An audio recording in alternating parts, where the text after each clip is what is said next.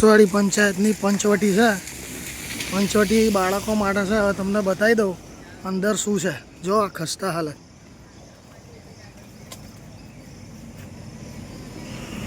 છે.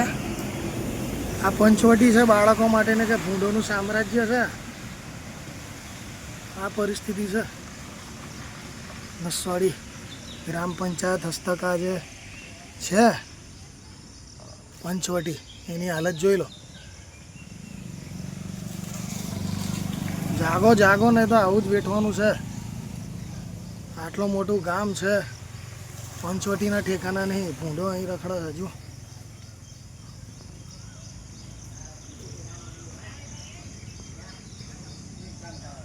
હા હાલ